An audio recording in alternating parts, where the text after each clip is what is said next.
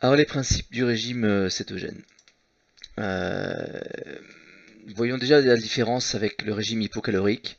Dans le régime hypocalorique, on va baisser de 2000 kilocalories, c'est à peu près ce qu'on a le besoin par jour au repos. On va baisser à 1600-1300 kilocalories. Ça va être très dur, on va se battre, on va lutter, et au final, on va devoir lâcher parce qu'ils sont mal faits, parce que notre cerveau ne peut pas les supporter, et on va reprendre ce poids-là, voire même plus, parce qu'en fait, il y a, outre l'effet de yo-yo, il y a un effet d'adaptation métabolique. C'est-à-dire que votre métabolisme va diminuer, et là on était à 2000 kcal, et ben on va descendre à 1800, 1600, et donc pour la même quantité de ce qu'on bouffait avant, de ce qu'on mangeait avant, et qui nous donnait un poids qui se maintenait, et ben on va au contraire grossir à ce moment-là. Le problème, c'est qu'avec un régime basse calorie glucidique, donc plus de 50 grammes de glucides, le corps ne peut pas utiliser les réserves adipeuses. Or, c'est justement tout l'objectif d'un régime que d'utiliser le surpoids adipeux qu'on a stocké.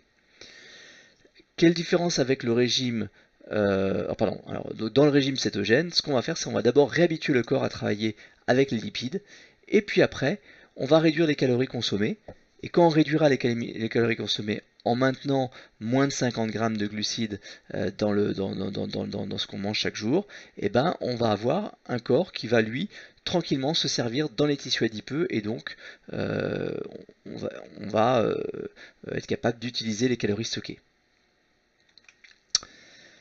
Alors, par rapport à un régime sans sucre, si on admet qu'un régime sans sucre c'est moins de 50 grammes, euh, par quoi on remplace les glucides? Et ce qui fait la différence avec le régime sans sucre, c'est ce qui fait qu'on appelle ça un régime sans sucre et pas un régime cétogène, c'est que on va le remplacer avec de l'insuline, avec des protéines. Le problème des protéines, c'est qu'elles ont un effet sur l'insuline, 2 fois moins que les glucides. Euh, Néanmoins, elles vont provoquer de l'insuline. Or, l'insuline va bloquer la production de cétones, on va voir plus tard ce que sont les cétones, la production de glucose, et que si jamais il y a besoin de glucose, eh ben, on n'aura pas de quoi, enfin, il y a un besoin de glucose puisque on est à moins de 50 grammes de glucose, mais si les protéines ont lancé de l'insuline, le foie va être incapable de produire ce glucose nécessaire. Et la libération d'acide gras par les tissus adipeux, bah, c'est embêtant. Justement, on voulait utiliser ces acides gras, on voulait utiliser ces stockages, ces réserves, et l'insuline bloque ça. Les protéines ont un impact, peuvent avoir un impact sur l'insuline. Si on est trop protéiné, on va déclencher l'insuline.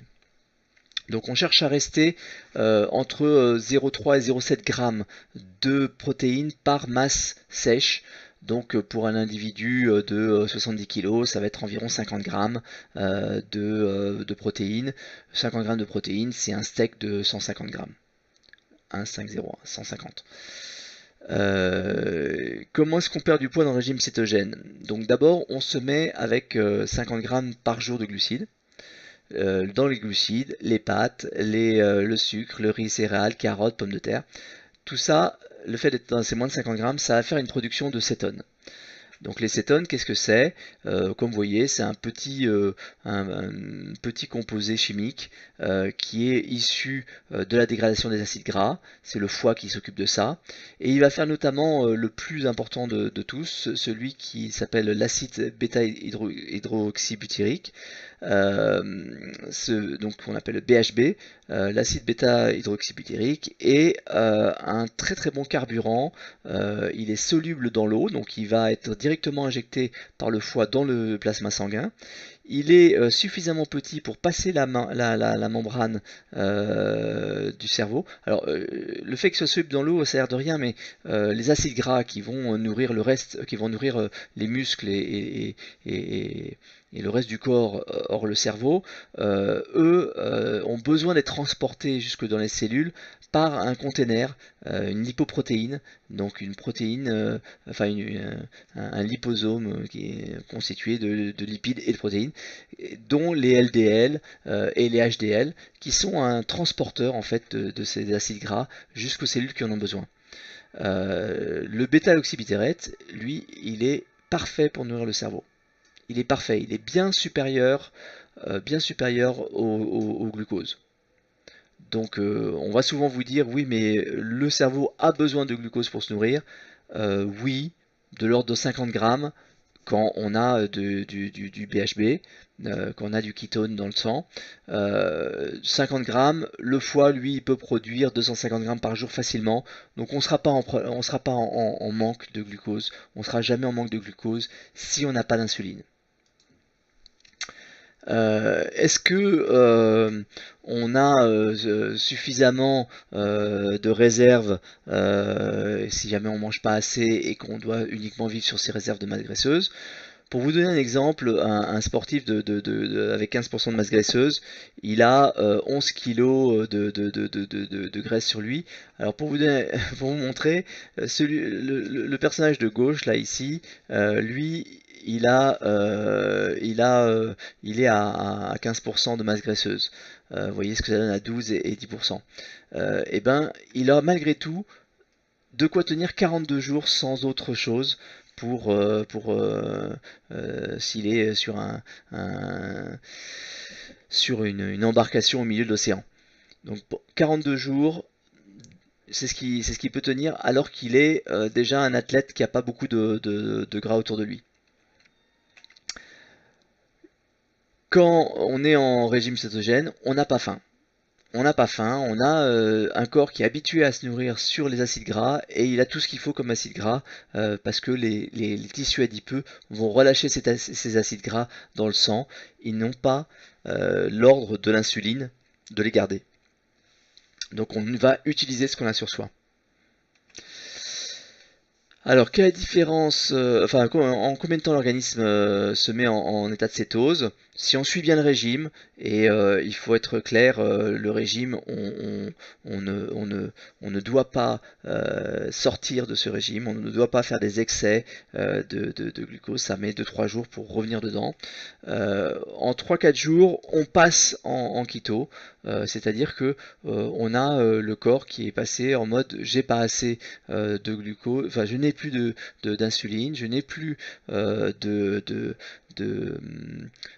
nourriture qui vient des glucides. Je vais donc commencer à transformer toute la nourriture que j'absorbe en acide gras ou en cétone. Il y a après un autre stade qui est l'adaptation à la cétose, c'est-à-dire le moment où notre corps est parfaitement à l'aise avec ça, il a retrouvé ses réflexes, il a retrouvé sa façon d'utiliser l'acide gras. Ça, c'est 3 à 5 semaines. Ce qui peut arriver dans les premiers moments, c'est ce qu'on appelle la fièvre cétosique, le keto flu. Il suffit de boire suffisamment, de manger des légumes, parce que l'insuline entraîne une rétention d'eau. Et quand on supprime l'insuline, eh ben, on va perdre de l'eau et des minéraux. Les minéraux, on les retrouve dans les légumes verts, donc il faut en manger beaucoup. Les légumes verts, je vous rappelle, c'est ce qui pousse au-dessus de la terre. C'est vert ou c'est des tiges, c'est des feuillages, c'est des choux, des brocolis, etc. Est-ce qu'il faut compter les calories dans le régime cétogène? Pour commencer, oui, certainement. Je vous recommande un site à ce sujet qui est Chronometer. Chronometer, ça vous permet de rentrer chaque jour ce que vous avez consommé. Et vous avez là-dedans, la partie réglage, de quoi indiquer que vous suivez un régime cétogène. Donc du coup, les objectifs que va vous donner Chronometer sont des objectifs qui vous concernent et qui vous permettent de tenir votre diète cétogène. Après, au bout d'un moment, vous n'allez plus en avoir besoin puisque vous allez être capable de le sentir par vous-même. Vous allez retrouver le besoin de satiété. Retrouver la satiété, le sentiment de satiété, le fait que ça y est, maintenant on sait qu'on a suffisamment mangé. Et ça, c'est lié à la leptine qui est libérée par les tissus adipeux parce qu'on a l'estomac qui s'est rempli. Et le problème Encore une fois, quand on mange du sucre ou des fruits, et le sucre contient du fructose, c'est un fructose et un glucose, et ben c'est que le fructose va empêcher la leptine d'agir et donc empêcher la sensation de satiété. Comme vous voyez ici, une des objets de la leptine, c'est de réguler l'appétit. Euh, pour couvrir vos besoins journaliers, 200-300 grammes de lipides vont être nécessaires, c'est-à-dire 400 à 600 grammes de beurre par exemple. Bon, vous imaginez quand vous avez une tablette de beurre à manger, votre corps il va vous dire ouais non mais j'en ai assez. Alors vous allez mélanger ça avec des légumes et vous n'allez pas le sentir, mais votre corps il va vous dire qu'il en a assez, quand il en aura assez. Alors à quelle vitesse on peut espérer perdre du poids? Si pas de rupture, hein, les excès vont repartir à zéro, on peut perdre 3 à 7 kg par mois. Donc d'abord, comme je vous l'ai dit, on va perdre de l'eau. On va aussi perdre le glycogène, qui est la réserve de glucose qu'on a dans les muscles et un peu dans le foie. On en a à peu près 250 grammes. Pardon. Ouais. On en a à peu près, enfin, on a du glycogène dans les muscles et on va le diviser par deux, puisqu'en fait, quand on s'adapte à la cétose, on n'a plus besoin de tout ce glycogène. Euh, le tissu adipeux va pas disparaître tout de suite, puisque on sait jamais, donc il va se remplir d'eau et à un moment va comprendre qu'on n'a plus besoin de lui et il va disparaître et à ce moment-là on va avoir un effet de flush, c'est-à-dire qu'on va aller très souvent aux toilettes pour uriner parce que on a beaucoup d'eau à faire partir. Donc là c'est le moment où vos pantalons vont plus tenir, vous allez perdre un tour de ventre très très rapidement. C'est très impressionnant. Les dangers, effets secondaires. On va admettre que vous mangez suffisamment de légumes, que vous buvez suffisamment, que vous avez tous vos minéraux. Là, je vous le dis, il n'y a pas de danger. Pourtant, les médecins vont vous parler du cholestérol. Euh, Il n'y a pas d'études qui montrent un lien entre le cholestérol et le taux de enfin, entre l'alimentation riche en cholestérol et le taux de cholestérol dans le sang.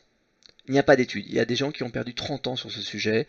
Il y a une grande étude dans le Massachusetts qui a été un échec total.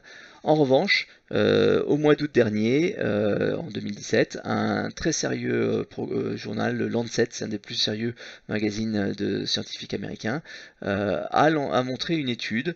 Je vous la montre là. Elle a montré que quand on consommait trop quand on consommait trop de glucides, eh bien on avait une augmentation de son risque de mortalité, alors que quand on consommait plus de gras, on réduisait cette mortalité. C'est une étude qui a été faite sur 10 ans sur 135 000 personnes. C'est vraiment une très très forte confirmation du fait qu'il faut arrêter les glucides. Maintenant, l'autre sujet que va éventuellement mettre sur la table un médecin, c'est l'acidocétose. Qu'est-ce que c'est? C'est ce qui arrive à des gens qui ont un diabète type 1, un diabète type 2, des gens qui sont malades et très malades, et c'est une condition qui peut les faire mourir. Maintenant, le problème c'est que les médecins n'ont entendu parler des cétones, que dans l'étude de cet état médical très sérieux, très risqué, très mortel. Or, vous voyez sur ce schéma, le moment où vous entrez en acidosis, et vous voyez que l'échelle elle est rompue là, c'est quand vous êtes à plus de 10 millimoles par litre de cétone. Or, là où on va se retrouver, c'est autour de 2. Donc il y a un rapport de 1 à 5. Et pour vous dire à quel point c'est pas simple de monter jusqu'à 10, là c'est l'état de jeûne quand on a passé 30 jours sans manger. Vous voyez, on est encore en dessous de 5. Et il faut faire 2 fois plus que ça pour se retrouver dans l'acédose, dans l'acidocétone. Donc ce n'est pas sérieux, mais il se trouve que c'est tout à fait explicable par le fait que les médecins n'ont entendu parler des cétoses durant leurs études que au moment où on évoquait le cas de ces diabétiques type 1 qui étaient dans une condition très sérieuse. Voilà, c'est tout pour aujourd'hui. J'espère que ça a répondu à vos premières questions et on se retrouve dans un nouvel épisode.